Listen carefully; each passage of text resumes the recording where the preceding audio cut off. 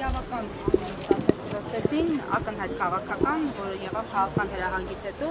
ու Փաշինյան ինքն էլ հաստատեց, որ հրահանգը տվել է դեռ հունիսի 5-ին հրապարակից։ Ինչպես է գնահատում այս գործը։ Սա մաքուր քաղաքական հետապնդում է, քաղաքական շահերից, քաղաքական վրեժխնդրությունից ելնելով։ Նիկոլ Փաշինյանը Հայաստանում հաստատում է բոլշևիկական նացիստական բռնակալություն, առաջնորդում է պետությունը ես եմ, ինչ կուզեմ կանեմ, չեք ուզում հեղափոխություն արեք։ Իսկ ով հանկարծ իր դժգոհությունն է հայտնում, չի ասում, հեղափոխության իրավունք եմ քեզ երաշխավորել։ Բոլորի դեմ սկսում են քրեական գործեր։ Այսքան տոտալ վախի մթնոլորտ, բոլոր անդիմախոսների դեմ քաղաքական ճնշումներ, փաթեթավորված անհեթեթ քրեական մեղադրանքներով, որպեսզի կարողանա ապահովել իր իշխանությունը, որպեսզի կարողանա իրականացնել այն բոլոր խոստումները, որը ինքը տվել է Ալիևին։ Պարոն Խաչատրյան, ընդդիմության հակաքայլը, որը պիտի լինի, արձանագրումներն արվում են, ավելի սուր են լինում, արժեյում, խոսում, քննադատում եք իշխանության գործունեությունը, իսկ ո՞րն է հակաքայլը։ Հակաքայլը ժողովրդի հետ աշխատելն է, ներկայացնելն է իրավիճակը, փոփոխական հաջողություններով իհարկե։ Հիմա տեսեք, օրինակ ասում են, այսքան դուք որ պայքարեցիք ինչ օգուտ, միևնույնն է Նիկոլ Փաշինյանը մեծամասնությունը ստացավ։ Բայց եթե մենք մարդկանց հետ չաշխատեինք, չխոսեինք, չհորդորեինք գնալ ընտրությունների, Նիկոլ Փաշինյանը կստանար այն ինչ ձգտում էր, 2/3 մեծամասնություն, այսքան պատահական չէ, ինքը մոտավորապես հաշվարկել էր, ինչքան հետևորդ ունի, ինչքան ռեսուրս ունի,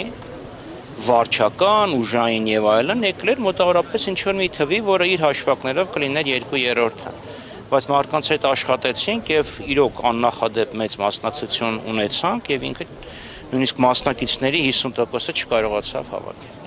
Բայց մեր ժողովուրդն է, որպես քաղաքական ուժեր, պարտավոր ենք մարդկանց հետ աշխատել ներկայացնել։ Ով որ չի ուզում, ով որ դժգոհ է ժողովրդից, պետք է իր համար ուրիշ ժողովուրդ գտնի։ Բայց մենք, քանի որ Հայաստանի Հանրապետության քաղաքական ուժերն ենք, ուղղակի պետք է մարդկանց հետ աշխատենք, բացատրենք, ներկայացնենք իրավիճակը։ Պարոն Խաչատրյան, ընդդիմություն ընտրած քաղաքացիները իշխանապողություն էին ուզում։ Իշխանապողություն տեղի չունեցավ։ Ուզում էին, որ մանդատները չվերցնեն, դա էլ տեղի չունեցավ։ Չէ, եկեք հստակեցնենք, այո, մի խումբ ուզում էր, որ չվերցնեին, մեկ այլ խումբ ուզում էր, որ վերցներ։ Հիմա պատկերացրեք, մանդատները չվերցնեին։ Ինչ տեղի կունենար։ Գնանք ենթադրական հիպոթետիկ իրավական ճանապարհով, չէ՞, ինքը կարող էր ասել, դե դուք չեք գալիս, մյուս երկու ուժերը, որոնք կարող է ինքը բերել, օրինակ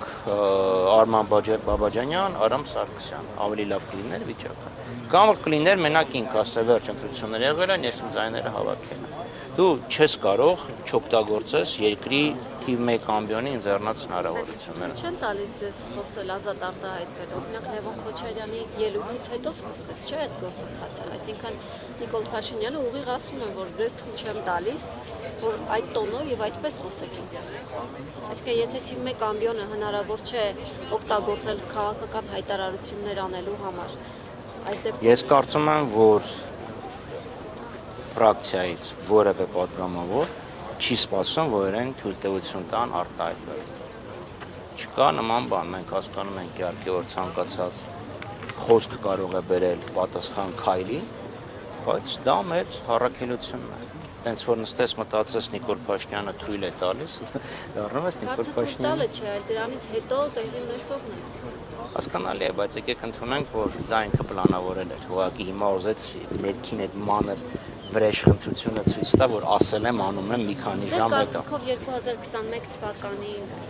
որ ընդդիմությանը հաջողվում էր այդպես փողոցային պայքար իրականացնել, դիմադրության շարժումը հիշենք, հա, ինչու հիմա այդպես չի ստացվում, չի հաջողվում, ինչու քաղաքացիները։ Գիտեք, քաղաքական հասարակական ակտիվություն ինքը սենց ցիկլիկ ալիքներով է։ Գալիս է պիկ, գալիս է համեմատաբար դադար, հետո հավաքվում է դժգոհության էներգիան եւ էլի գնում է պիկի։ Եկեք վերջի հասկանանք, որ որևէ երկրում որևէ հեղափոխություն, դա սենց առողջության վեր կացա, երեկոյան հեղափոխություն արեցի, տենց չի լինում։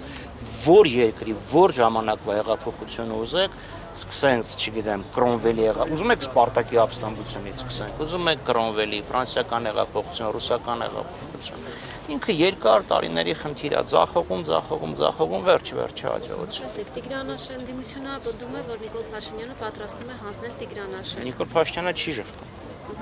Ինչպես է ընդդիմությունը օգտագործելով թիվ 1 ամբիոնը կանխելու այդ գործընթացը։ Փորձելով մարդկանց ներկայացնել իր վերջին ինչ է լինելու, այսինքն Հայաստանի մեջտեղում լինելու է ադրբեջանական զորախումբ, ադրբեջանական բազա։ Մենք հասկանում ենք, չէ, որ հազիվ թե այնտեղ ադրբեջանցի խաշնարածները գան եւ ոչխար արածացնեն, այնտեղ կլինի ռազմական բազա։ Մարդկանց պետք է ուղղակի դա հասկացնել հետևանքները ինչ են։ Ակնկալելով, որ դա կբերի որոշակի գործողություն։ Ընդդիմությունը եւ ընդդիմությանը ընտրած քաղաքացիները փաստացի չունեն այն գործիքակազմը, որով հնարավոր է կանխել դա։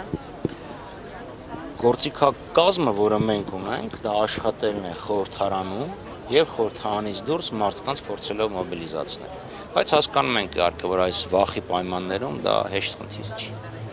Բայց խնդիր կա, մենք տեսեք 91 թվականից ինչ ասում էինք, արդյոք ասում են չէ հնարավոր չի։ Հիմա գալիս է իրավիճակը, տեսնում ենք, որ չէ, որ ասում ենք սա 20 թվականի պարտությունը դա վերջը չի, դրանից հետո գալու են էլ ավելի ծանր օրեր, շատերը չէին հավատում։ Բայց հիմա տեսնում ենք, չէ, փաստ է, այս ամեն ինչն է գալիս։ Բայց ելի եմ ասում, եթե հենց հիասթափվես, դա պարտության